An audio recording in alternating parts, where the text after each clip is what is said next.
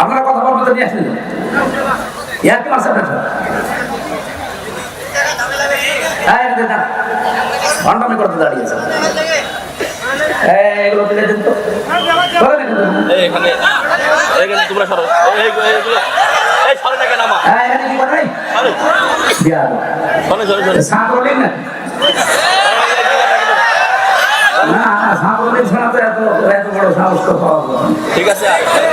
নিষিদ্ধ হয়ে আছে এরপর এখানে এসেছে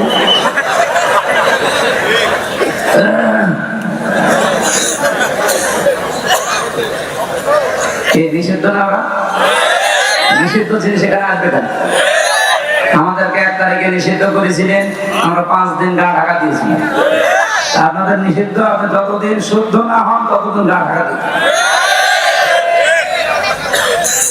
স্বরাষ্ট্র উপদেষ্টা তো পরশুদিন কি ঘোষণা দিয়েছেন দেখেছেন যদি কোন জায়গায় কোন ডাকাত চোর ছিনতাইকারী চাঁদাবাজ ধরতে পারেন জায়গায় মেরে ফেলবেন কোনো বিচার নেই এরকম হওয়া দরকার যা আরম্ভ করেছি ওরা আজকে আমি প্রশাসনের সাথে একজনের কথা বলছিলাম আসার সময় বলছে এখন যে বিশৃঙ্খলা গুলো তৈরি হচ্ছে সব ওদের ভেতর থেকে আমাদের ভেতরে ঢুকতেছে যেন এই সরকার ব্যর্থ হয়ে যায় এই জন্য খুব সতর্ক থাকা লাগবে ভাই এই ছেলে এমন একটা দেবো না কানের নিচে জায়গা মতো বসে পড়বে না সরে যান ওখান থেকে সরে যান ওখান থেকে দিয়া যাবে বাচ্চা দিয়া যাবে 14 বার কথা বলা লাগে ভান্ডামি করা তুমি আসলে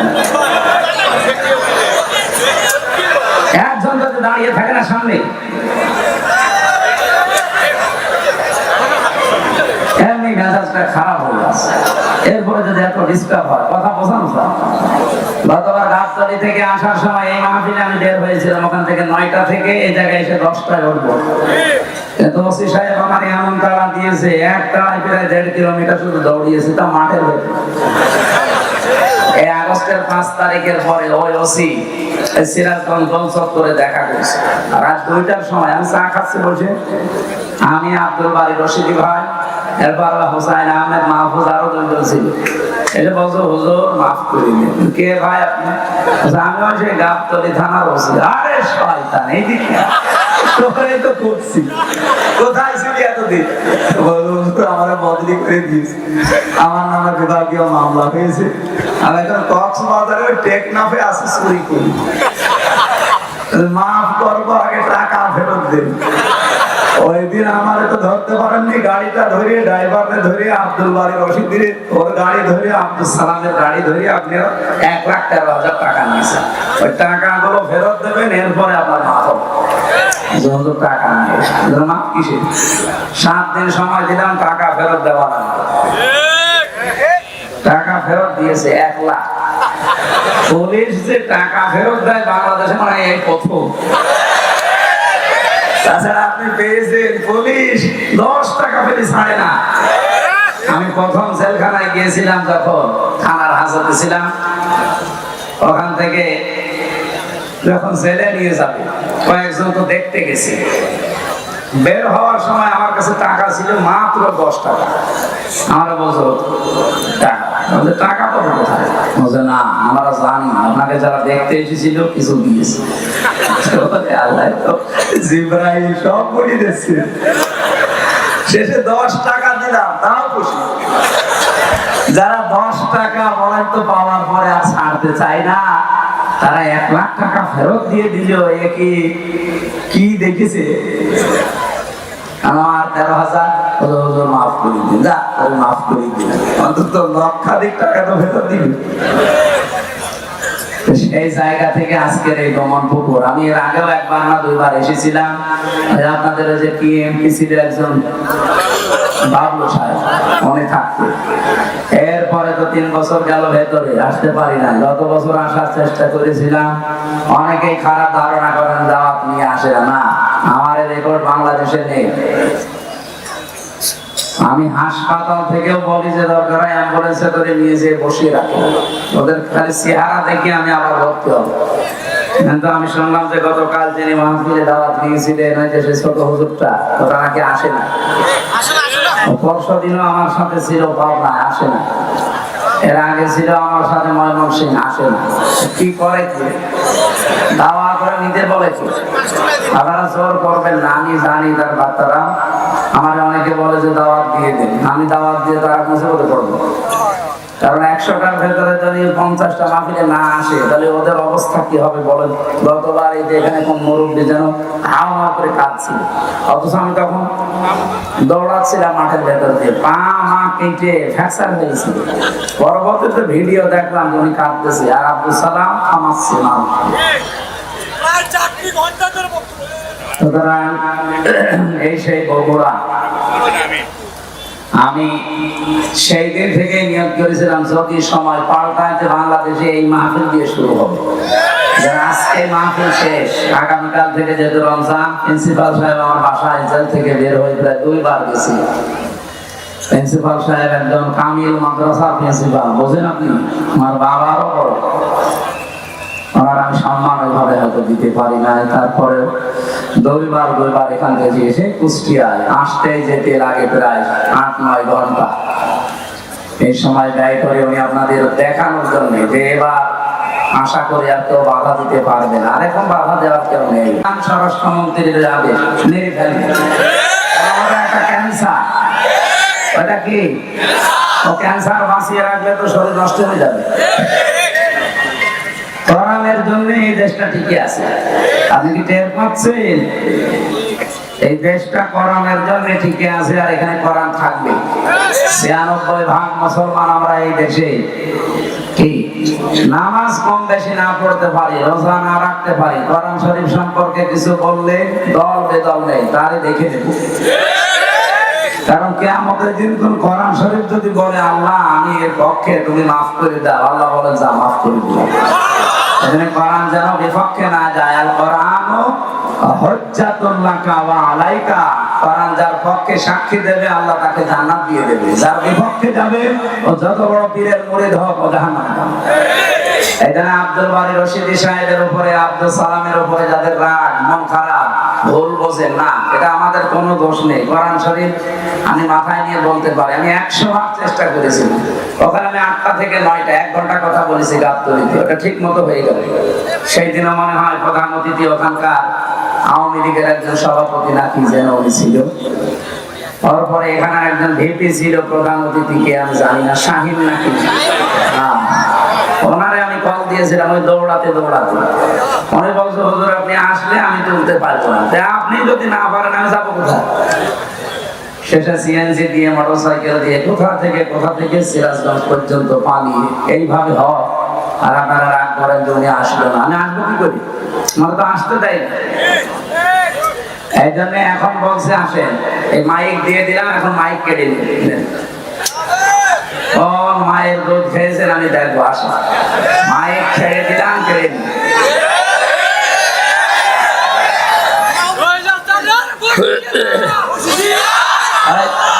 এখন এটা নেই যেহেতু বড় কথা, আমি সেদিন মালয়েশিয়া ছিলাম, দেখি ওরা তো আর ওই যে সাহেব পাড়ায় ওঠে না, সব হোটেলে বসে বসে নিচতলায় দেখুন চা খাচ্ছে। কি গো হুজুর আমরা আগেই বানিয়েছি, কেন সাহেব পাড়ায় উঠবেন না, ওখানে একটু মায়ের খাবো, সব তালা লাগানো, ওখানে উঠতে পারবো না। এদেশে বাংলার জনগণ আছে পিটিয়ে ভর্তা বানিয়ে খাই। কি করলেন আপনি বলেন, 15.5 বছর যায় মারি কাটিং করলেন, এখন নিজেও খেতে পারেন না, আমাদেরকেও খেতে দিলেন না। কি কথা বলেন না কেন? যত টাকা পাচার করেছিলেন টাকাগুলো যদি এই দেশে থাকতো, এই যে প্রায় 36 লাখ যুবক এখন বেকার, এদের বেকার থাকা লাগে? বাইরের দেশে যারা রাস্তা ঝাড়ু দেয়, টয়লেট পরিষ্কার করে, রুটি বানায়, আমি নিজে দেখেছি। কেন এই কাজ করা লাগবে বাড়িতে? এদেশটা এত সমৃদ্ধশালী আর এত সম্পদ আল্লাহ এখানে দিয়েছে, বাইরের রাষ্ট্রগুলো পাগল হয়ে যাচ্ছে, বিশেষ করে চীন তো পাগল হয়ে যাচ্ছে দেশটাকে উন্নত করার জন্য, শুধু টাকা ঢালবে, এত টাকা নেই কি দেখে ঢালবে তারা। এতদিন যে মানুষগুলো দায়িত্বে ছিল, আমাদের যারা ছিল এরা তো না, দায়িত্ব তো পালন করেছে দাদারা যা বলেছে তাই করেছে। ওরা আমাদেরকে ভয় দেখাতো আমরা নাকি না খেয়ে মারা যাবো। আরে ভাই, আমাদের বছরে 1 মাস না খেয়ে থাকা ফরজ। কালকে থেকে 1 মাস না খেয়ে থাকা কি? বলেন বলেন, কেন? আল্লাহর হুকুম তো আছে, আরো 27টা কায়দা আছে। রব্বুল আলামিন বলেন, ওয়ান তাসুমু খায়রুল লাকুম ইন কুনতুম তা'লামুন। যদি তোমরা রোজা রাখো, সিয়াম সাধনা পালন করো, তোমাদের জন্যই ভালো হবে, উপকার হবে যদি তোমরা বোঝো। আয়াতটা নিয়ে চিন্তা ভাবনা করলাম, না খেয়ে থাকার ভেতরে আবার উপকার কি? কষ্ট হইতো কি? না খেয়ে থাকার ভেতরে কষ্ট, উপকার কিসের? 2টা বিষয় আমি পেয়েছি। 1 নম্বরে রব্বুল আলামিন বলেন, রমজানের দ্বারা যেহেতু আমার উদ্দেশ্য মানুষ তাকওয়া অবলম্বন করবে, ইয়াউমা নাহশুরুল মুত্তাকিনা ইলার রহমানি ওয়াফদা। সূরা মারইয়ামের 85 নম্বর আয়াত। কিয়ামতের ওই ময়দানে যখন লক্ষ কোটি কোটি মানুষেরা হাজির হবে, ওই ময়দান থেকে কিছু মানুষকে আল্লাহ আলাদাভাবে অতিথি বানিয়ে রায়হান নামক দরজা দিয়ে প্রবেশ করাবে। তারা হচ্ছে মুত্তাকি। বলেন তো, রোজা রাখার দ্বারা উদ্দেশ্য কি? মুত্তাকি। বলেন বলেন। এরপরের আয়াতে দেখেন, ওয়ানাসুকুল মুজরিমিনা ইলা জাহান্নামা ওয়িরদা। রব্বুল আলামিন বলেন, যারা পাপিষ্ঠ এদেরকে আমি আল্লাহ তৃষ্ণার্থ, ওয়িরদা মানে তৃষ্ণার্থ, ক্ষুধার্ত অবস্থায় ধাক্কা দিতে দিতে জাহান্নামের দিকে নিয়ে যাব। আমি চিন্তা করলাম, ওয়িরদা দিল কেন আল্লাহ? এমনিতেই ধাক্কা দেন, আমি জাহান্নামে পড়ে যাই, আবার আমাকে দুর্বল করবেন, তৃষ্ণার্ত করবেন, ক্ষুধার্ত অবস্থায় নিয়ে যাবেন কেন? আমার ছাত্র মাথায় এসেছে এখান থেকে পৃথিবীতে আল্লাহ রোজা দেওয়ার পেছনে যত কারণ, তার অন্যতম কারণ ধনীদেরকে আল্লাহ বোঝাতে চায় যে না খেয়ে থাকলে কি হয়। দেখ, যেহেতু মানুষেরা অনেকেই না খেয়ে থাকে, ক্ষুধার্ত থাকে, তৃষ্ণার্ত থাকে, তাদের ওই দুঃখ, কষ্ট, যন্ত্রণায় ধনীদেরকে আল্লাহ বোঝানোর জন্য রোজা দিয়েছেন। এই রোজা যারা রাখে নাই, এই মুসলিম, এই পাপিষ্ঠদেরকে আল্লাহ এমন ধাক্কা দেবে যখন ক্ষুধার্ত এবং তৃষ্ণার্ত থাকবে। বলেন নাউজুবিল্লাহ। রোজা রাখার দ্বারা 3 নাম্বার উপকার যেটা, মানুষ যেহেতু মুত্তাকি হবে, দুনিয়ায় যেহেতু মুত্তাকিদের অনেক কষ্ট হয়, এই জন্য মুত্তাকি মানুষগুলো শুধু চোখ বন্ধ করতে দেরি হবে। ওয়া উযলিফাতিল জান্নাতু লিল মুত্তাকিনা গায়রা বাঈদ। রব্বুল আলামিন বলেন, আমার মুত্তাকি বান্দাদের দুনিয়ার জীবন শেষ হলে ওদের আর কোনো কষ্ট নেই, এমনকি জান্নাতেও হেঁটে যাওয়া লাগবে না। উযলিফাত এই শাব্দিক অর্থ হচ্ছে নিকটবর্তী করে দেবে আল্লাহ। আপনাকে জান্নাত ডাক দিয়ে কাছে নিয়ে তারপরে ঢোকাবে, আপনাকে হেঁটে জান্নাতে যাওয়া লাগবে না।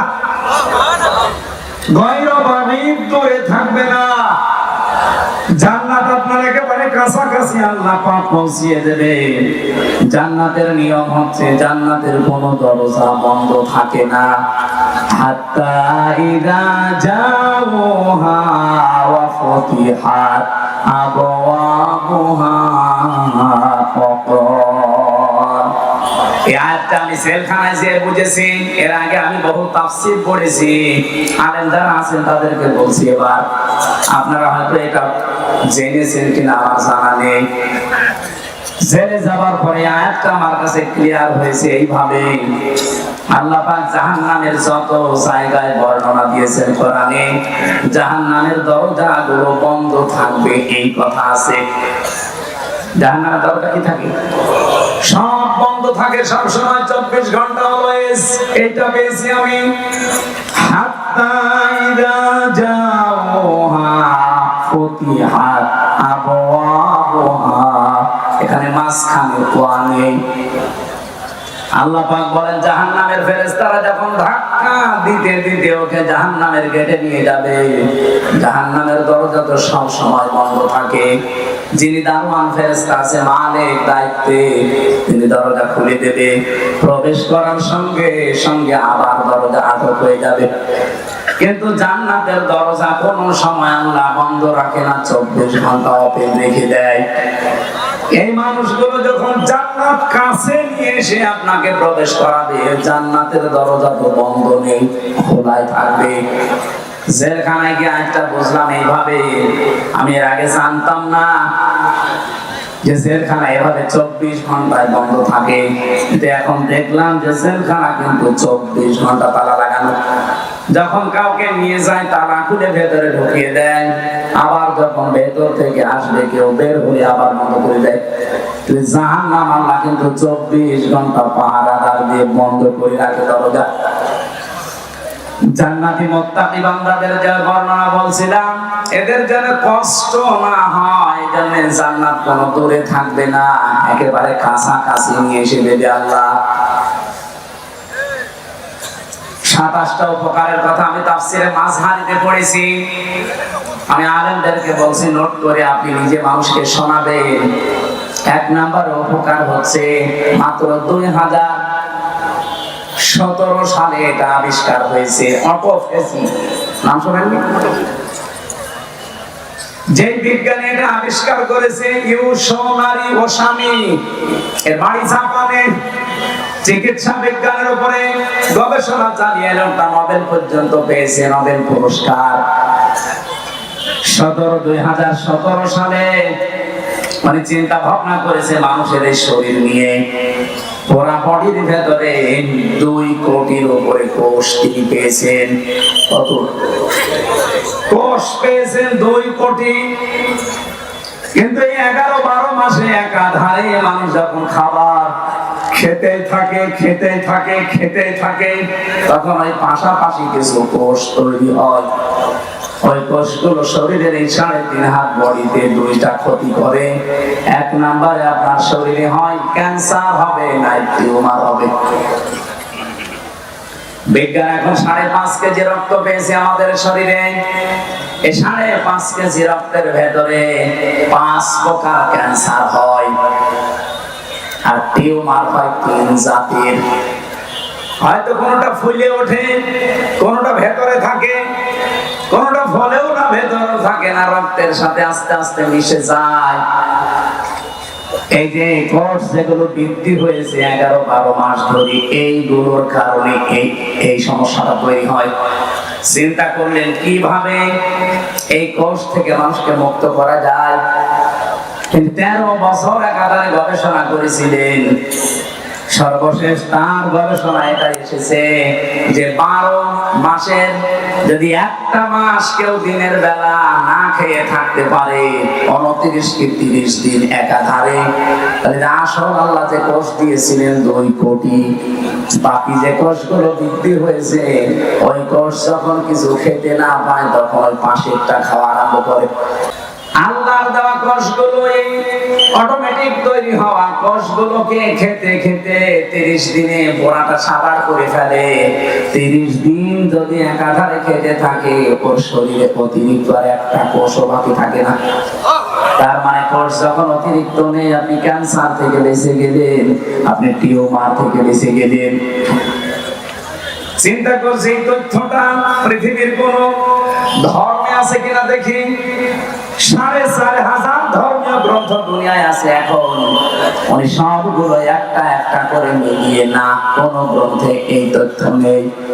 সর্বশেষ মুসলমানদের ধর্মীয় গ্রন্থ কোরআন, এইটা তিনি পেয়েছেন। পাওয়ার পরে দেখেন যে এখানে আছে 30 দিন আল্লাহর বান্দারা 1 বছরে না খেয়ে থাকবে। এই তো পেয়েছি আমি যা মনে করেছিলাম। 13টা বছর আমি গবেষণা করে যা পেয়েছি, মুসলমানদের ধর্মীয় কিতাবে এটা অনেক আগেই দেওয়া আছে। আল্লাহ পাক যে বলেন তাসামু খায়রুল লাকুম ইন কুনতুম তা'লামুন। অবশ্যই রোজা রাখলে তোমাদের উপকারী হবে যদি তোমরা এটা বুঝতে পারো। যেহেতু বিজ্ঞানী এখন বুঝেছে, তথ্য আমরা পেয়ে গেছি, এখানে ফামান শাহিদা মিনকুম শাহরা ফালিয়াসুম, তোমাদের ভেতরে কেউ যদি রোজার মাস একবার পেয়ে যায়, আল্লাহ বলেন অবশ্যই সে যেন রোজা রাখে। এটা কিন্তু গত বছর যারা আদায় করেছে, এবছরে অনেকে কবরে চলে গেছে। এবছর আমরা যারা কালকে থেকে পেতে যাচ্ছি, হেলায় খেলায় নষ্ট করেন না, রোজাটা অবশ্যই আপনি রাখবেন। অনেক গরিব মানুষ আছে বলে, হুজুর আমার রোজা রাখা লাগবে, আমি ভ্যান চালাই। আরে বেটা, অভাবী মানুষের অভাব দূর করার জন্যই তো রোজা দরকার। কারণ রোজার দ্বারা আল্লাহ যেটা মানুষকে তৈরি করে দিতে চায় তার নাম কি? তাকওয়া। বলেন বলেন, আরো জোরে বলেন। কোরআনে কারীমের সূরা বাকারার 183 নম্বর আয়াত আমরা পড়েছিলাম। এদিকে তাকান। রব্বুল আলামিন বলেন, ইয়া আইয়ুহাল্লাযীনা আমানু কুতিবা আলাইকুমুস সিয়াম। ওহে যারা ঈমানের দাবি করো তাদেরকে বলছি, আমি কিন্তু রোজার বিধানটা লিখে দিলাম। কি করলাম? পৃথিবীর কোন বিধান আমি লিখে দিলাম এমন কথা কোরআনে আপনি পেয়েছেন? আরেকটা আছে, কুতিবা আলাইকুমুল কিসাস, কিসাসের বিধান লিখে দিলাম। কুতিবা আলাইকুমুল কিতাল, কিতালের বিধান আমি লিখে দিলাম। এই দুইটা ছাড়া কোরআনে আমি কোন বিধান আল্লাহ লিখে দিয়েছেন পাইনি। হ্যাঁ পেয়েছি, ওগুলো আল্লাহ ফরজ করেছেন। এজন্য সেখানে ফারদ পাবেন, ফারদুন।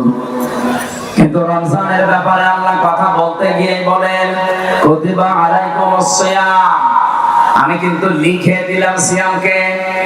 আজকের এই জমিনটা যদি আমি সভাপতি সাহেবকে বলি যে স্যার আপনাকে আমি দিয়ে দিলাম, কোন দাম আছে আমার এই কথা? বলেন বলেন। যদি এটা সই স্বাক্ষর করে দলিল করে স্ট্যাম্প করে বলি এই যে নে, এই জমির দাম এখন 1 বিঘা 20 লাখ, এই কথা বলেন। ব্যক্তি তো একই, আগে দিয়েছিলাম মুখে মুখে, এখন আমি দলিল করে লিখে সই স্বাক্ষর করে দিয়ে দিলাম, দাম হয়ে গেছে আকাশ আর পাতাল। আগেরটা কোনো মূল্যই ছিল না, পরেরটার মূল্য 20 লাখ। কথা বলেন ঠিক কিনা? রব্বুল আলামিন বলেন, আমি রোজা তো তোমাদের জন্য ফরজ করেছি ফারদ ওয়াদ দিয়ে না, কাতাবা দিয়ে। আমি কিন্তু লিখে সই স্বাক্ষর করে দিয়েছি। এত দামি বিধান এটা আমি আল্লাহর কাছে, পৃথিবীর অন্যান্য বিধানগুলো আমি দুনিয়ায় নাযিল করেছি জিবরাইলকে দিয়ে, আর রোজাটা নাযিল হয়নি, এটা আমি আল্লাহ নিজে আমার রাসূলকে আরো সেই উপহার দিয়েছি।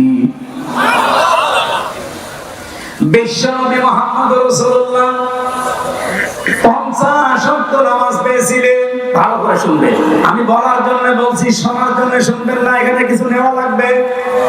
50 ওয়াক্ত নামাজ পেলেন তিনি, 6 মাস রোজা পেলেন, আনন্দে আসছিলেন। প্রতিমধ্যে হযরতে মুসা নবীর সাথে দেখা। হযরতে মুসা ডাক দিয়ে বলেন, ইয়া রাসূলুল্লাহ, আপনার মর্যাদা আমার সাথে বেশি, কিন্তু অভিজ্ঞতা আপনার সাথে আমার বেশি, কারণ দুনিয়ার জীবন আমি পার করে এসেছি। আপনি তো জানেন না বাস্তবতা কি। আপনার উম্মতের যে অবস্থা, 60-70 বছরের বেশি ছাড়া বাঁচে না, আর আমার উম্মত 1500 2000 বছর হায়াত পেয়েছে। ওরা পাহাড় কেটে বাড়ি বানিয়েছে, এত শক্তিশালী ছিল। একমাত্র একটা রোজা ছিল বছরে, আর একটা মাত্র নামাজ ছিল 1 ওয়াক্ত সারা দিনে, তাই আমার উম্মতরা পড়তো না। আর আপনার উম্মত এত ওয়াক্ত নামাজ দিয়েছে, 6 মাস রোজা আপনি আনন্দ করেন, পারবে না। আপনি জান আল্লাহকে একটু কমান। উনি 1 বার 2 বার 3 বার 4 বার 9 বার ফেরত পাঠিয়েছিলেন, প্রতিবার 5 ওয়াক্ত করে আল্লাহ কমিয়েছেন, 5 9 45 ওয়াক্ত। হযরত মুসা বললেন, না হবে না, আরেকবার যান। বিশ্ব নবী বলেন, হে ভাই মুসা, কি বলেন আপনি? আল্লাহ আমারে দিতে চান আর আপনি বলেন কমান, আমার লজ্জা করছে, আমি আর যেতে পারবো না। আমার উম্মতের ব্যাপার আমি জানি, পড়বে কি না পড়বে আমি দেখবো, আমি আর যাবো না। সঙ্গে সঙ্গে জিবরাইলকে ওই জায়গায় পাঠিয়ে দিয়েছিলেন। তখন তিনি 6ষ্ঠ আকাশে আছেন। রব্বুল আলামিনের ফেরেশতা জিবরাইল এসে বলে, ইয়া রাসূলুল্লাহ, আল্লাহ আমাকে পাঠিয়েছেন দুইটা বিষয় জানানোর জন্য। এক নম্বরে আল্লাহ যেহেতু সিদ্ধান্ত নিয়ে রায় দিয়েছেন, ওয়াতাম্মাত কালিমাতু রাব্বিকা সিদকাও ওয়া আদলা লা মুবাদদিলা লিকালিমাতিহি ওয়া হুয়াস সামিউল আলীম। বলেন আল্লাহু আকবার। সূরা আনআম 115 নম্বর আয়াত খুব ভালো করে খেয়াল করবেন। এখন সেই শিক্ষাটা আসবে, এটা নিয়ে বাড়ি যাওয়া লাগবে, শুধু এসেছেন চলে যাবেন না। এই জন্য আমি মাহফিল করি না, আমি কিছু দেব এমন যেটা কোরআন হাদিসের সাথে মিলে গেলে আপনাকে নিয়ে বাড়ি যাওয়া লাগবে। কথা বলেন না কেন? এখানে রেখে চলে যান, তাহলে আপনার বাড়ির সঙ্গে আসা দরকার কি? বলেন তো, বাড়ি নিয়ে যাবেন কিনা? হ্যাঁ, বাড়ি নিয়ে যাবে না? আওয়াজ পাওয়া যাচ্ছে না? যাবেন? রব্বুল আলামিন এক নম্বরে বলেন আমার কোরআনে যত তথ্য আছে সব সত্য, দুই নম্বরে যত তথ্য আছে সব ইনসাফপূর্ণ, তিন নম্বরে আমার কথা কোনোদিন রদবদল হবে না, পরিবর্তন হবে না। আল্লাহর কথা যেহেতু পরিবর্তন নেই, আপনি বারবার এসেছিলেন, এই জন্য আপনার কনসিডারের কারণে আল্লাহ কমিয়ে দিয়েছেন।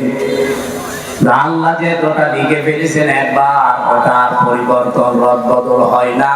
আপনার উম্মতদেরকে বলে দেবেন, যদি তারা 5 ওয়াক্ত নামাজও সঠিকভাবে শিক্ষা নিয়ে পড়তে পারে, আর 1 মাস রোজা যদি হক আদায় করতে পারে, আল্লাহ পাক তাদেরকে 6 মাস রোজা রাখা 50 ওয়াক্ত নামাজ পড়ার সওয়াব দিয়ে দেবে। সেই উম্মত আমরা, সেই রোজা আমাদের সামনে। বগুড়াবাসী, এখান থেকে 3 নাম্বার যে কায়দাটা লা মুবাদদিলা লিকালিমাতি, যেটা জিবরাইল আলাদা ভাবে শুনিয়েছেন, হে নবী আপনার শুধু কনসিডারের কারণে আল্লাহ কিন্তু কমিয়েছে, কিন্তু সওয়াব কমাবে না। যদি 5 ওয়াক্ত হক আদায় করে পড়তে পারে, রোজা রাখতে পারে, আমি আল্লাহ ওইটাই রাখবো যেটা আগে দিয়েছিলাম। কারণ আল্লাহর কথায় কোনো পরিবর্তন, জোরে বলা লাগবে, আল্লাহর কথায় কোনো পরিবর্তন। বাংলাদেশের এমন এমন রায় আমরা 15 বছরে দেখলাম যেটা পরিবর্তন অলরেডি হয়। এক কথা বলছেন, এটি আজহারুল ইসলামের রায় দিয়েছিল যারা, শুনলাম নাকি কিয়ামত হয়ে গেল পাল্টাবে না, অথচ 3 দিন আগে পাল্টিয়ে গেছে। এখন কিন্তু মঞ্জুর হয়েছে, উনি রিভিউ করতে পারবে, উনি শুনানি করতে পারবে। তার মানে এতদিন যা রায় ছিল বোঝা যাচ্ছে এগুলো সব মিথ্যা। আমার মনে হয় সালাউদ্দিন কাদের চৌধুরী, মাওলানা মতিয়ার রহমান নিজামী, এই মানুষগুলো যদি এখন বেঁচে থাকতেন, আর যদি আগস্টের 5 তারিখের পরে যে পরিবর্তন দেখতে পাচ্ছি, ওনাদেরটা এখন খারিজ হয়ে যেত, এখন আবার ওনাদের জামিন মঞ্জুর করানো যেত। হ্যাঁ, কিছু বদনসিব মানুষ আছে যাদের ভাগ্য খারাপ, এই মানুষগুলো এখন আরম্ভ করেছে 25 তারিখের পর থেকে যে না, ওনার সাজা হয়ে গেছে, ওনার মঞ্জুর করা ঠিক হয়। সাজা হয়ে গেলে যদি তার এটা আপিল ডিভিশনে মঞ্জুর করা ঠিক না হয়, তার এক জিয়া সাহেবের 9 বছর সাজা হয়েছিল, তার স্ত্রীর 3 বছর সাজা হয়েছিল। এক কথা বলছেন, খালেদা জিয়ার 6 বছর সাজা হয়েছিল। কেন তাদেরকে সাজা থেকে মুক্ত করে মুক্ত জীবনে তাদেরকে ফিরিয়ে দেওয়া হবে? ওনাদের মামলা ইনাদের মামলা, সাজা তো সবারই এক। আপনি কেন পক্ষপাতিত্ব করেন? এই কথা যদি কেউ বলে, আল্লাহর অভিশাপ তার উপরে, তার বিবেক বুদ্ধি সব মারা গেছে। সালাউদ্দিন কাদের চৌধুরী চট্টগ্রামের, উনি বেঁচে থাকলে এখন মুক্ত জীবনে ফিরে আসতে পারতেন। আমার যতটুকু বাস্তবতায় ধারণা, হাসিনার আমলে 15.5 বছরে যারাই মিথ্যা মামলা, মিথ্যা সাক্ষীর কারণে জীবন নষ্ট হয়েছে, কোনো বিচার লাগবে না, কোনো রায় লাগবে না, সব ছেড়ে দেওয়া হবে। কিসের বিচার? ও তো সব বানিয়ে বিচার করেছিল। নয়তো খালেদা জিয়ার নামে যে মামলা দিয়েছে, আপনি বলেন তো, এতিমের টাকা আত্মসাৎ করা মামলা, এই টাকা আরো 6 ডবল বৃদ্ধি হয়েছে, তার নোবেল দেওয়া দরকার, আর তারে আরো 6 বছর জেলে দিয়েছে। এগুলো কেন দিয়েছে? এক কাপড়ে তারে বাড়ি থেকে বের করে তারে 6 বছর ছেলে, এমনকি এই কঠিন অবস্থায় তারে ফেলে রাখা ট্রাক দিয়ে বাড়ির সামনে সবগুলো হাসিনার শুধু রাগের বহিঃপ্রকাশ। ও কিন্তু অলরেডি বলেও ফেলেছে যে আমি ওই বাড়ি থেকে খালেদাকে তাড়িয়ে দেব, একবার নিয়ত করেছিলাম, সেই নিয়ত উনি দেখান। ম্যাডাম ওই দিন এক কাপড়ে বের হয়েছে, কান্নাকাটি করেছিল, তাম দুনিয়া কেঁদেছে তার কান্না দেখি। অথচ এখনো পর্যন্ত অনেক মানুষ বলছে না ওগুলো সব ভুলে গেছি, বাবা শাহজালাল সব হালাল করবে। হালাল করে কি হয়েছে ইতিহাসে 54 বছরের দিকে তাকান, কি হয়েছে আপনি টের পাচ্ছেন? 75 সাল থেকে শুরু করে আপনি তাকান, যাদেরকে এভাবে হালাল করেছেন তারা কি বাঁশটা দিয়েছে। বাঁশ দেওয়ার সময় দেখো শেষে ছিলিয়ে দেয়, তাও দেয়নি, পুরোটাই দিয়েছে। এখন যদি আবার সব হালাল করে নেন, এমন বাঁশ দেবে না যেভাবে বাপ বলার সময় পাবেন না। সুতরাং আল্লাহ যখন অলরেডি একটু সময় করে দিয়েছে, একটু দেখার চেষ্টা করেন বাংলাদেশে আল্লাহর বিধানটা কায়েম হলে কেমন দেখা যায়। সবই তো দেখলাম, কিছুই তো হয়নি। দল মত নির্বিশেষে এটা করা দরকার নেই, কথা বলে না কেন? কিন্তু এর পরের শব্দ কি? হাসান লিলি রব্বিকা। শুধু নামাজ পড়লেও হবে না, রবের জন্য পড়া লাগবে। আর যারা রবের জন্য নামাজ একবার আরম্ভ করে, আপনি দেখবেন তামাম দুনিয়া একদিকে, তার নামাজ আপনি বাদ দিতে পারবেন না। আমি আমার রিমান্ডে দেখেছিলাম, আমার সামনে দিয়ে যে লোকটাকে নিয়ে গেল তার এই নখ তুলেছি, বলছিল যে হামজা ভাই আমাকেও নিয়ে গিয়েছিল ওই মেশিন গুলো দেখাতে, আমার তোলেনি কিন্তু নিয়েছে, ডিএম আমাকেও দেখিয়েছে। এরকম একটা চেয়ারে বসিয়ে দেয়, হাতের সাথে পায়ের সাথে বেল লাগিয়ে দেয়, গলার সাথে একটা ক্লিপ লাগিয়ে দেয়, মাথায় একটা কালো কাপড় দিয়ে একটা শর্ট একটা সুইচ টিপ দেয়, এক টিপে 120 বার করে। টের পাচ্ছেন 120 বার 1 মিনিটে, 1 সেকেন্ডে কয়বার হয়? চিন্তা করতে পারবেন, ঘুরে দেখান তো। এতটুকু যদি ছেড়ে দেয় যে ভাই যা তবে আমি একবারে 2-4 বার একটু শর্ট দিলাম চলে যা, না, এবার এমন একটা মেশিন নিয়ে আসে, এই হাতের সাথে পায়ের সাথে একেবারে খাপ খাওয়ানো, শুধু আপনার এখানে ধরবে, একবার টিপ দেবে, সব নখগুলো খুলে চলে যাবে। আর নখ খুলে গেলেই ফিনকি দিয়ে রক্ত বের হয়। আপনি নখ খুলে দেখেন কি রক্ত বের হয়। রক্ত যেই ফিনকি দিয়ে বের হবে তখন পাতলা মিহি যে লবণ ওটা ছিটিয়ে দেয়। বলতেই যদি আমার এমন লাগে, আমি নিজে ফেস করে আসলাম, কত বড় কঠিন ছিল বলেন তো। আপনি তো নিজেকে কোনোদিন আয়না ঘরের সামনে দাঁড় করা, যে ব্যারিস্টার আরমান 8 বছর ছিল ওই ঘরটায়, এদিকে 3.5 হাত, এদিকে 1.5 হাত, সামনে টয়লেট দেওয়া, যার কোনো দরজা নেই, কোনো দেওয়াল নেই, ওদের সামনে বসে টয়লেট করা লাগবে। আমি নিজে করেছি। জেলখানায় তো তাও অন্তত 1-1.5 হাত টয়লেটের দরজা দেওয়া আছে, আর ওখানে কোনো দরজা নেই, আবার পার সাথে চেন বাঁধা থাকে। আপনি কতক্ষণ থাকতে পারবেন এইভাবে? 2 দিন, 5 দিন, 7 দিন। ওইটা লোক 8 বছর কাটিয়েছে, 10 বছর কাটিয়েছে আমার আজীবন। এখনো পর্যন্ত অনেকে জালেমের সাফাই গায় আর বলে না এটিএম আজহারুল সাজাপ্রাপ্ত মানুষ, ওনাদের মামলায় জামিন দেওয়া হবে কেন? ওরা জবাই করা দরকার। সরকার হাসিনার আবার মামলা কিসের? ও তো যা করেছে সব রাগে পড়ে ওর বাবার ওই হত্যার প্রতিশোধ নেওয়া। ওর বাবার নাম শুনলে আজ পর্যন্ত কোন মানুষ কথা বলেছে যে শহীদ বঙ্গবন্ধু? আমি পাইনি। কিন্তু আপনাদের বগুড়ার সন্তান শহীদ জিয়া নাম শুনলেই মানুষ আগে শহীদ বলে। কেন? এমনি এই শব্দটা তো খেলাধুলা জিনিস না যে যাত্রার নামে সাথে লাগিয়ে দেবেন। শহীদ হওয়া কত বড় দামি জিনিস আল্লাহর কাছে জানেন? শহীদরা মরে গেছে কথা বলা নিষেধ, শহীদরা মরে গেছে ধারণা করা নিষেধ। কত দামি শব্দ! এই জন্য আমরা শহীদ বঙ্গবন্ধু আজ পর্যন্ত কারো মুখে শুনি না, কেউ বলেও না। হ্যাঁ, এতটুকু বলে যে ওনারে ওইভাবে মারা ঠিক হয়নি, ওনারে টুকরো টুকরো করার দরকার ছিল। কিন্তু শহীদ জিয়ার নাম শুনলে আপনি বলেন, নাম শুনলে এক মানুষ শহীদ বলে। উনি যে কাজটা করে দিয়েছিলেন আরাফাতের ময়দানে, ওনার জীবনে কি কবুল হবে না হবে আমি জানি না, তবে এই কাজটা আমার মনে হয় আল্লাহ ভালো দিয়েছে। লক্ষ লক্ষ মানুষ সেখানে যে ছায়ায় আশ্রয় পায়, আমি নিজেও সে আশ্রয়ে ছিলাম ছায়া। মন থেকে এমনি দোয়া আসে, আল্লাহ এই ছায়াটা যিনি দিলেন তৈরি করে, তার মাথার উপর তোমার কুদরতের ছায়া তুমি দিয়ে দিও। আরাফাতের ময়দানে হাজিরের দোয়া আল্লাহ ফেরত দেয় না, কবুল হয়। লক্ষ লক্ষ হাজিরা এই দোয়া করে শুধু এই নিম গাছের জন্য, কবুল হবে না? আমিও মন থেকে লোকটার জন্য শ্রদ্ধা এবং সম্মান নিয়ে দোয়া করি, আল্লাহ যেন শহীদ জিয়াকে শহীদ হিসাবে কবুল করে এবং তাকে যেন মাফ করে দেন। বলেন আমিন। এই জিয়া পরিবারটা আপনারা জানেন একটা মাজলুম পরিবার। তার একটা ছেলেকে মেরে ফেলেছিল, বউটাকে ছেড়ে রেখেছিল, একটা ছেলে তো বাইরে।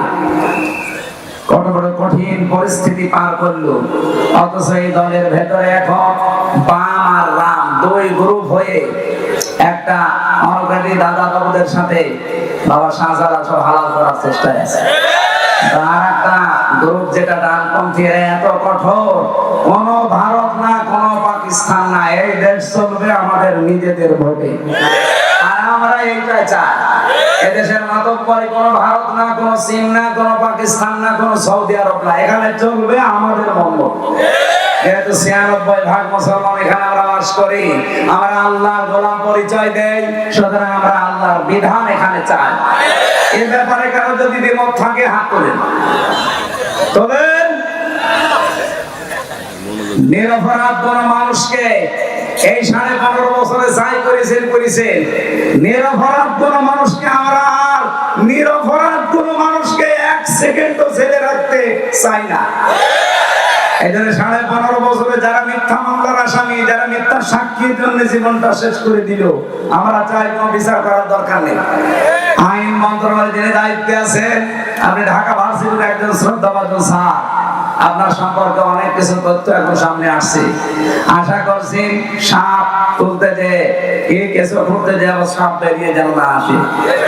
এটা আমার সামনে শুধু ১০,০০০ ২০,০০০ মানুষ না, এখন ১৮ কোটি মানুষ আমার সামনে রেকর্ড হচ্ছে, সারা দুনিয়া চলছে। সবার পক্ষ থেকে আমি আহ্বান জানাচ্ছি আমার ইমানের দাবি থেকে, এটিএম আজহারুল ইসলামকে নিঃস্বার্থে মুক্তি দিয়ে তার কাছে ক্ষমা চাওয়া। হ্যাঁ, কথা বলেন না কেন? এই বৈধ দাবিতে আপনারা নেই? কারা আছেন দেখে তো ভাই, লিল্লাহি তাকবীর। দেখেন তো হাত তোলেন কে?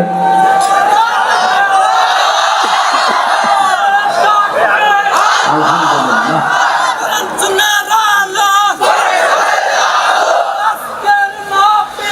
আমার ভাইরা,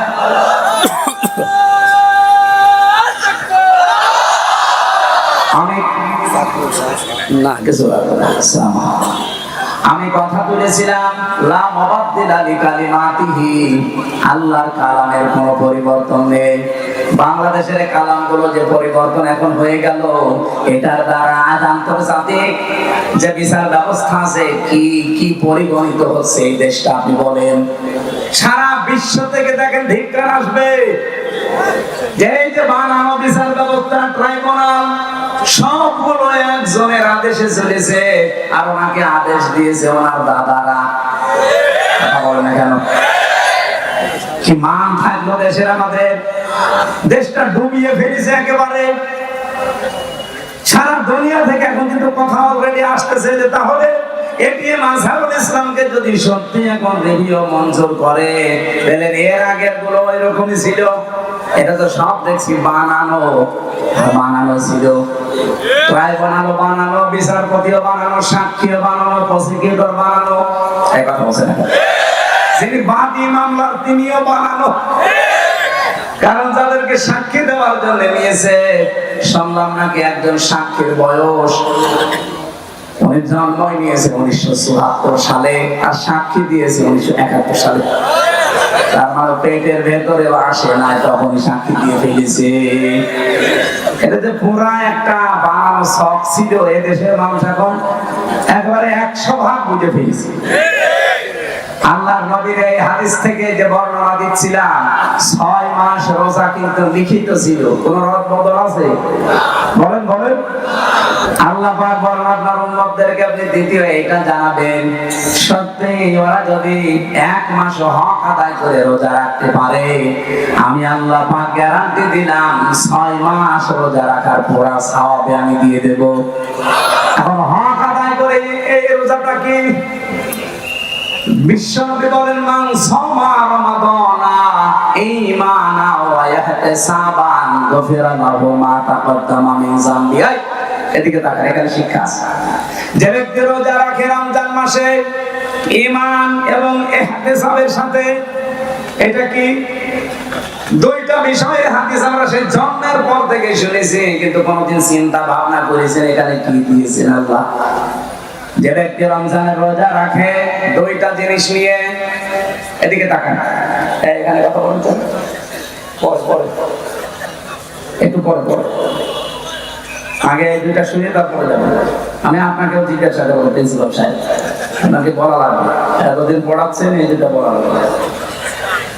কেউ যদি সত্যি রমজান মাসে রোজা রাখে কয়টা জিনিস সামনে নিয়ে? বলেন বলেন।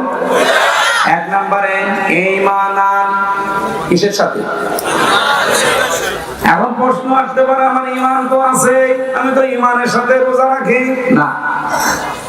আপনি কি ঈমান যদি দাবি করেন যে আমার ঈমান আছে, মাস্ট বি আপনাকে ঈমানের আগে একটা কাজ করা লাগবে, ওইটা যারা করে না তাদের ঈমান টেকে না। ফামাইয়া করবে তাগুত ইউমিন বিল্লাহ, আল্লাহ পাক নিজে বলেন সূরা বাকারা 256 নম্বর আয়াতের মাঝের অংশে আছে, কেউ ঈমান আনতে চাইলে তার প্রথম কাজ হবে সে যেন তাগুতকে ছেড়ে দেয়। তাগুত কাকে বলে? তাগুতের অর্থ 4টা। 1 নাম্বার তাগুত হচ্ছে ওই শক্তি যে আল্লাহর হুকুম নিজে মানে না, অন্য কেউ মানতেও দেয় না।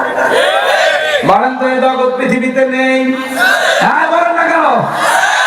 চারিপাশে আমাদের এই যে শক্তি আছে, নিজেও মানে না, কেউ মানতেও দেয় না। 2 নম্বরে তাগুত শয়তান। 2 নম্বরে কি? 3 নম্বরে তাগুত মানুষের তৈরি করা আইন। এটা আপনার ঘা লেগে গেল না? আমি কি গোপন করে দেব? না, গোপন করার জন্য আসি না, গোপন করলে আমার ওয়াজ শোনা যায় না। সুতরাং মানুষের তৈরি করা আইন যারা দুনিয়ায় প্রতিষ্ঠা করার কাজ করেন, আপনি কিন্তু তাগুত, আপনার ঈমান এখনো আনাই হয়নি। আর আপনার এই যে ঈমান দিয়ে আপনি রোজা রাখবেন, রোজার যে পরবর্তী শব্দ গফিরা লাহু মা তাকদ্দামা মিন যামবি, আপনার সব অপরাধ আল্লাহ মাফ করে দেবে কি করে? আপনি তো রোজা রেখেছিলেন ঈমান ছাড়া। আপনি কি মনে করেন যে পৃথিবীর অন্যান্য ধর্মে যারা আছে তারা রোজা রাখে না? আমি বাইরের দেশগুলোতে ইহুদিদের সাথে মিশেছি, খ্রিস্টানদের সাথে মিশেছি, বৌদ্ধদের সাথে মিশেছি, আর মুশরিক তো পাশে আছে, এদের সাথে তো পিরায় দেখা হতো আগে। কারণ এই বাংলাদেশের ছাড়া আমার বেশি অনুষ্ঠানগুলো ভারতে হয়েছে, আশপাশে কোনো প্রদেশ আমার বাদ নেই। এটা আপনাদের চাইতে ওদের সাথে আমার মেলামেশা বেশি আছে। দেখেছি এই বিশ্বের যে কয়টা নাম বলছি, প্রত্যেক জাতি কম বেশি রোজা রাখে, কিন্তু তাদের রোজা আমাদের আল্লাহর নির্দেশ এবং রাসূলের দেখানো পথে না। খ্রিস্টানরা রোজা রাখে, ওরা ইফতারি করে না। ইহুদিরা রোজা রাখে, ওরা সেহরি। আর হিন্দু যারা কেউ মরে গেল ওরা রোজা রাখে, উপোস থাকে, ওরা সেহরিও নেই, ইফতারিও নেই। আমাদের নবী যে আনন্দের কথা জানিয়েছেন, লিসাইমি ফারহাতুন ইনদা ফিতরিহি ওয়া ফারহাতুন ইনদা লিকাই রাব্বিহি। ইবনে মাজাহ শরীফের হাদিস। নবীজি বলেন প্রতিটি রোজাদারের জন্য 2টা আনন্দের জায়গা আছে। 1 নম্বরে ও যখন ইফতারি নিয়ে বসবে সারা দিনের পরে, তখন একটা আলাদা আনন্দ আল্লাহ তাকে দান করবে। 2 নম্বরে যখন রোজাদাররা নামক দরজা দিয়ে প্রবেশ করে আল্লাহর সাক্ষাৎ পাবে, এটা সবচাইতে বড় আনন্দের বিষয়। অন্যান্য জাতির রোজা কি আমাদের মতো? বলেন বলেন। এর প্রথম নম্বরে কি বললাম? রোজা রাখতে হলে আপনাকে 1 নম্বরে ঈমান, ঈমানের সাথে আর ঈমান আনতে হলে আগে আপনাকে তাগুত ছাড়া লাগবে। যারা আল্লাহর বিধান মানে না, মানতে দেয় না, এটা মাইনাস, শয়তান মাইনাস। এখন তো বলেন শয়তান পাবো কোথায়? আছে শয়তান নেই? যারা অহংকার করে তারা শয়তান, যারা অপচয় করে তারা শয়তান, যারা যৌনতা ছড়ায় তারা শয়তান। এরকম সৃষ্টিতে নেই।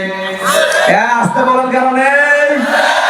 শয়তান খোঁজা লাগে। শয়তান তো তারা যারা অহংকার করে, শয়তান তারা যারা অপচয় করে, শয়তান তারা যারা নিজেদেরকে যৌন অঙ্গ যেগুলো গোপন রাখা দরকার এগুলো মানুষকে দেখায়। শয়তান খোঁজার জন্য আমেরিকায় যাওয়া লাগবে? বগুড়াতেও শয়তান আছে না? এগুলো থেকে মুক্ত হবে। 3 নম্বরে, মানুষের তৈরি করা আইন যারা কায়েম করতে চায় এরা শয়তান। এই তাগুতের সাথে যারা আছেন তাদের রোজা হচ্ছে। এগুলো ছেড়ে দিয়ে রোজা রাখেন, ঈমান হইল। 2 নম্বরে, ইহতিসাব। ইহতিসাব মানে এটা হিসাব থেকে এসেছে। আপনাকে একেবারে পঙ্খানো হিসাব নিকাশ করে করে সামনের জীবন আপনি চালাবেন। কি দিয়ে? অল ফুরকান। কোরআনের 55টা নাম আছে, তার একটা নাম হচ্ছে ফুরকান। নাম কি? সত্য মিথ্যা পার্থক্য করে বাকি জীবন আপনাকে চালানো লাগবে। আমি বলেছিলাম না আজকে একটা ফরজ জানাবো, আর সব ফরজের বড় ফরজ জানাবো। ফরজ হচ্ছে রমজানের রোজা, আর সব ফরজের বড় ফরজ হচ্ছে কোরআন দিয়ে হক আর বাতিল পার্থক্য করে বাকি জীবন চালানো। এই ফরজটা মানা যাবে না, এইটা এখন দরকার। রমজান আসবে, চলেও যাবে 30 দিন পর, কিন্তু আপনি যদি হক আর বাতিল পার্থক্য করে কোরআন দিয়ে জীবন চালাতে না পারেন, আপনার বড় ফরজ আদায় হয়নি, কিয়ামতে ধরা খাবেন। আল্লাহ তাআলা এগুলো এমনি দেয়নি আপনাকে। ইউরিদুল্লাহু বিকুমুল ইসরা ওয়া লা ইউরিদু বিকুমুল উসরা ওয়া লিতুকমিলুল ইদ্দাতা ওয়া লিতুকাব্বিরুল্লাহা আলা মা হাদাকুম ওয়া লাআল্লাকুম তাশকুরুন। ইয়াদের ব্যাখ্যায় আমি পড়েছি, এই আমার উপরে কথা বলে কারা কারা? শেষ করে দেবো নাকি? বেশি রাত হয়ে গেছে, সেহরি খাওয়া লাগবে আজকে নাকি? সেহরি কালকে, ইনশাআল্লাহ কালকে। আরেকটু কথা বলবো না, শেষ করে দেবো। রোজা রাখাই লাগবে, মাস্ট বি। আর হক আর বাতিল পার্থক্য করে কোরআন দিয়ে সামনের জীবন চালানোই লাগবে। তাছাড়া রোজার কোনো উপকার আপনি পাবেন? বলেন।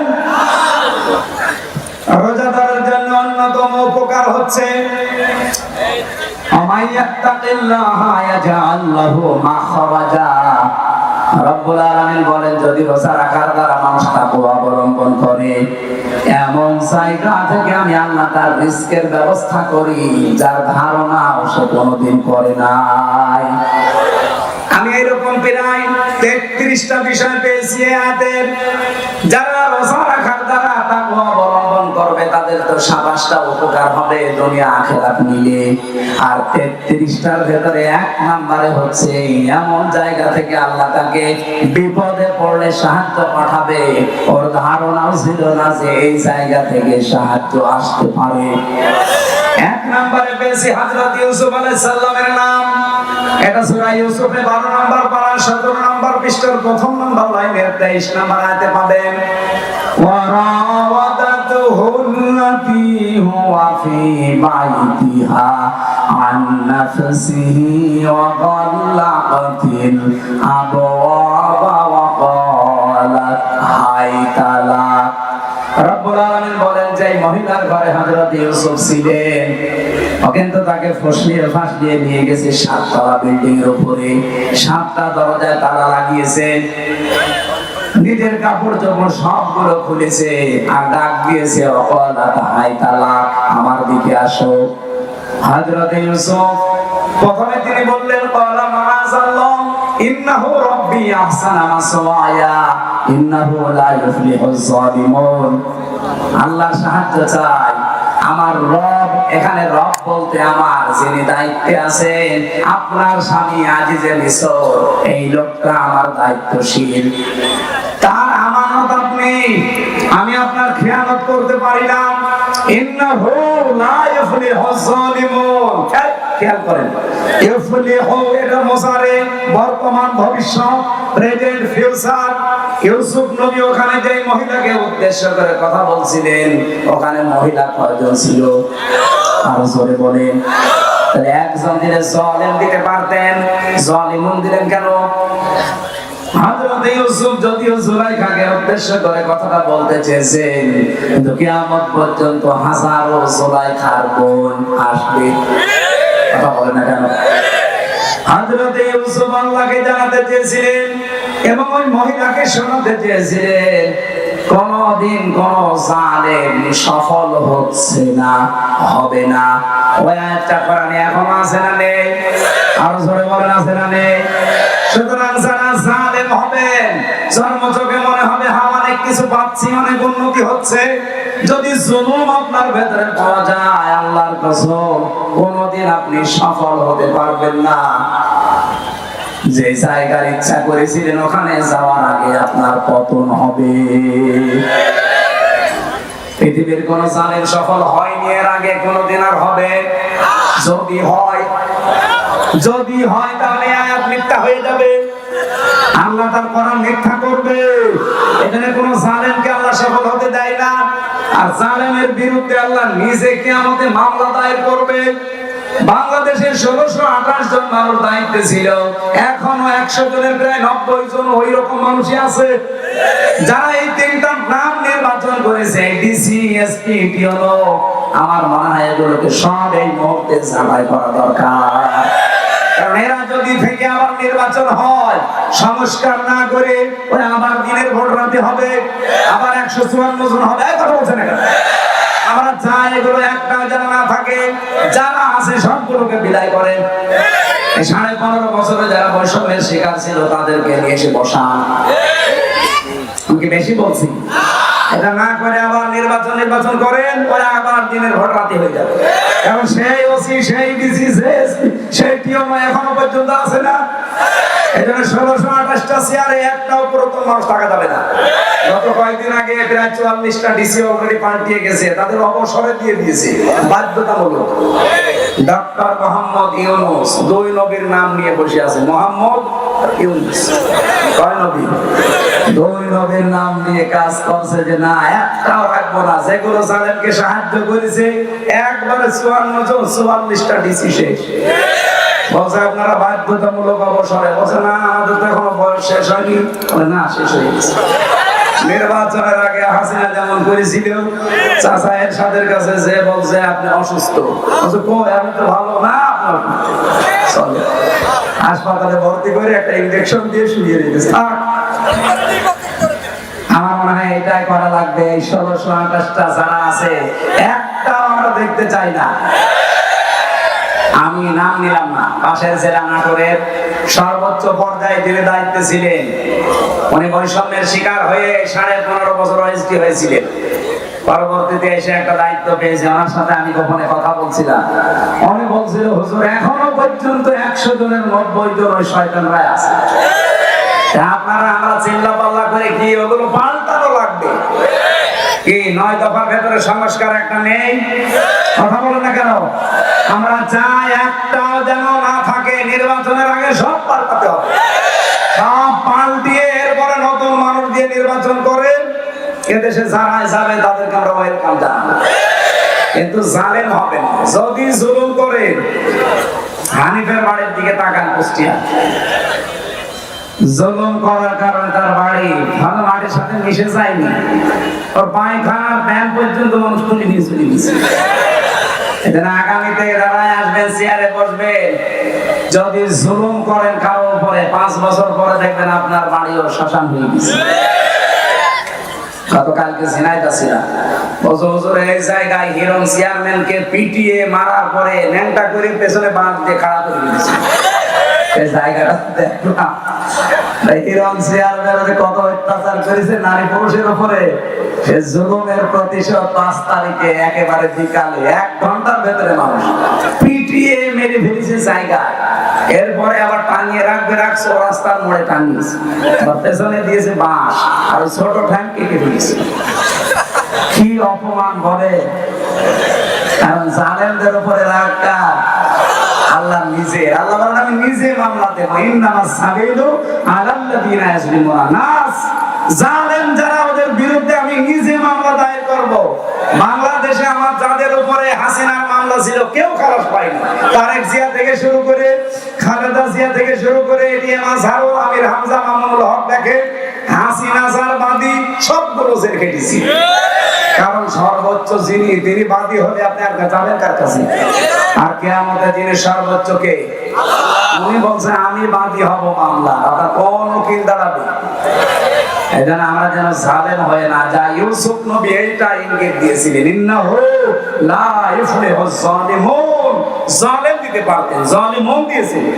কোন জালেম সফল হয়নি, সফল হবেও না কোনোদিন। সুতরাং আপনি আমার এই কাজ করবেন। এটা বলার পরে আমি তাফসীরে খাজানের ভেতরে পড়েছি, জুলাইখা সঙ্গে সঙ্গে নিজের শরীরের যত কাপড় ছিল প্রায় সবগুলো খুলে ফেলেছি, নেংটি ছাড়া। নেংটি ছাড়া সব খুলে ফেলে যখন সামনে এসেছে ইউসুফের উপরে হাত দিলেন, কিন্তু মানুষ হিসাবে তার ভেতরে চাহিদা নেই। আপনি আয়াতের পরবর্তী আয়াত দেখবেন 24 নম্বর আয়াত সূরা ইউসুফের, ওয়ালাকাদ হাম্মাত বিহি ওয়া হাম্মা বিহা। জুলাইখা যেমন কাপড় চোপড় করেছে না করার জন্য রাজি, ইউসুফও রাজি। কি প্রিন্সিপাল সাহেব ঠিক আছে এটা? না না মানে ঠিক আছে, আপনি আর বাংলা অর্থ নিয়ে আসেন। ওয়ালাকাদ হাম্মাত বিহি ওয়া হাম্মা বিহা। ইউসুফ রাজি, জুলাইখা রাজি। তাই না মানে আপনি আমার বেশি বলছেন। আপনি কোন কোরআন শরীফ নিয়ে আসেন, বাংলা তো এটাই লেখা আছে। এভাবে অর্থ করলে ঈমান থাকবে? এটা নবীর উপরে তহমত চলে যাচ্ছে না জেনা।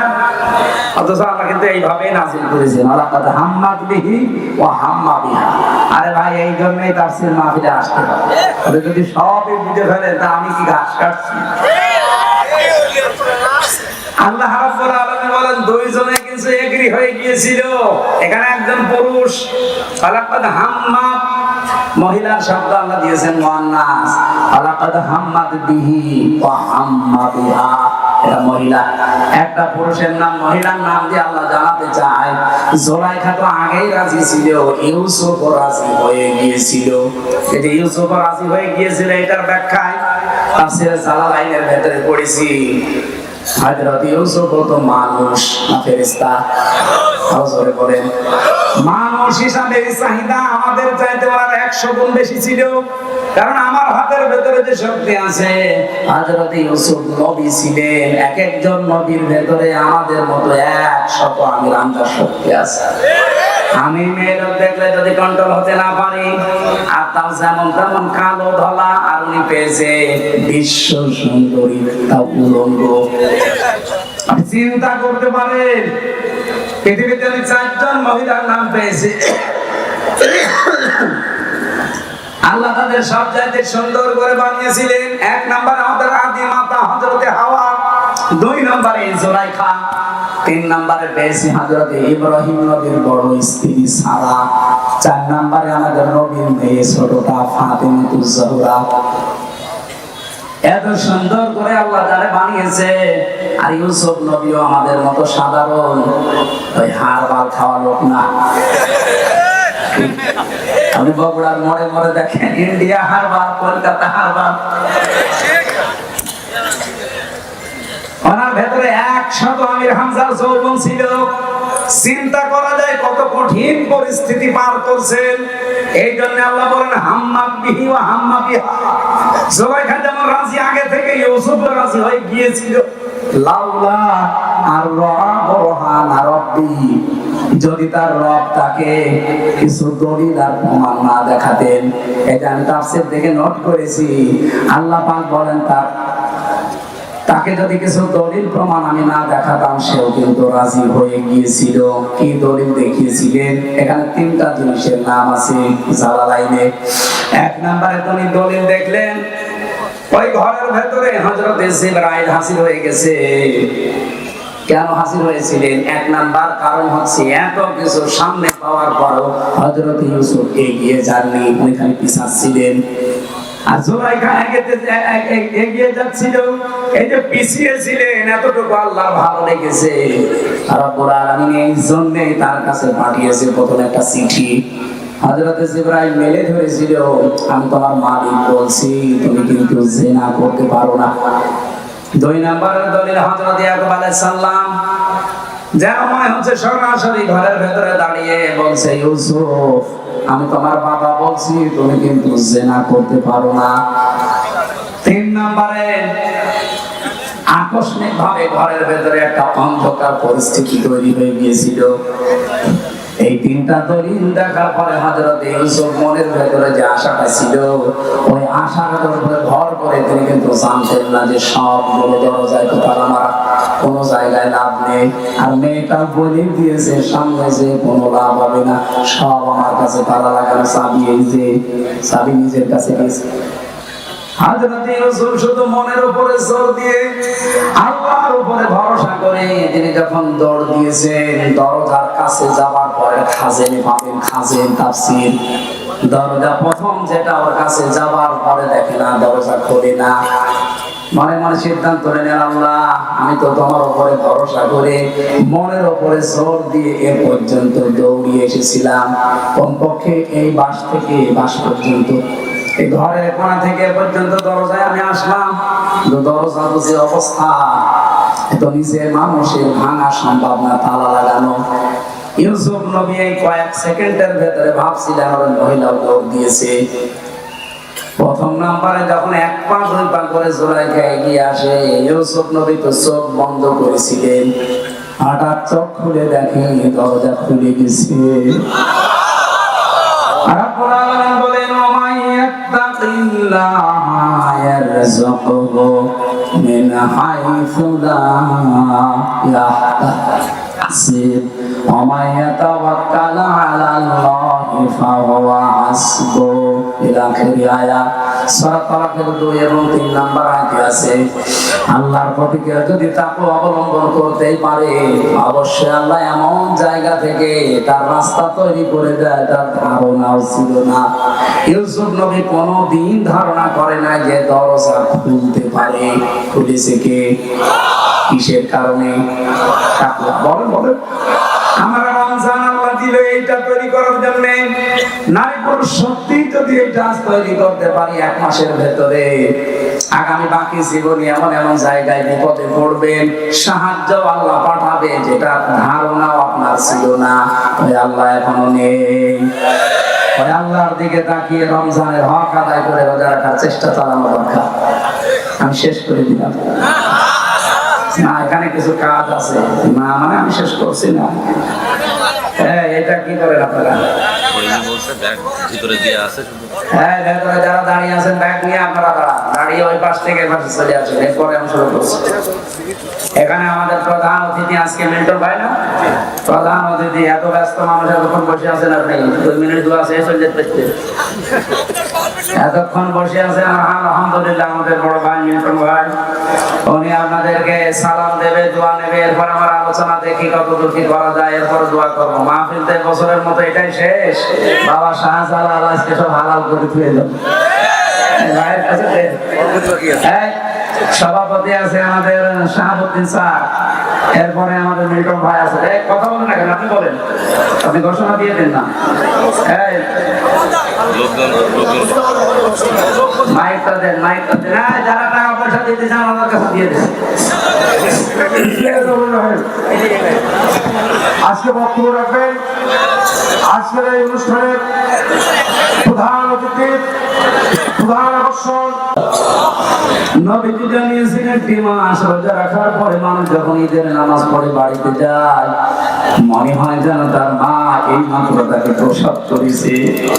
এরকম নিষ্পাপ হয়ে এই 1 মাস রোজা রাখার পরে আমাদেরকে তুমি বানিয়ে দিও আল্লাহ। বিশাল আয়োজনে তোমার দেওয়ান দ্বারা শ্রম দিয়েছে 3টা দিন, বিশেষ করে কামিল মাদ্রাসা, পুকুর বগুড়া, শাহজাহানপুরের যত মানুষের সাথে জড়িত আছে তোমার রহমত তার দিকে এগিয়ে দাও। মাহফিলের সম্মানিত সভাপতি হাজার হাজার ছাত্র উস্তাদ অধ্যক্ষ শাহাবুদ্দিন সাহেব কবুল করো, তার মা বাবাকে মাফ করে দাও। আমাদের প্রধান অতিথি বড় ভাই জানার মোর্শেদ মিল্টন, তার মা বাবাকে তুমি ক্ষমা করে দাও, তার জীবনটা তুমি কোরআনের রঙে রাঙিয়ে দাও। এবং আসলেই একজনের কথা মনে পড়ে, শহীদ জিয়াউর রহমান, জিয়া রহমানকে তুমি কবরে মাফ করে দাও। তার স্ত্রীর সুস্থতা কামনা করছি, আল্লাহ সুস্থ হয়ে আবার দেশের মানুষ দেশে ফিরিয়ে দাও।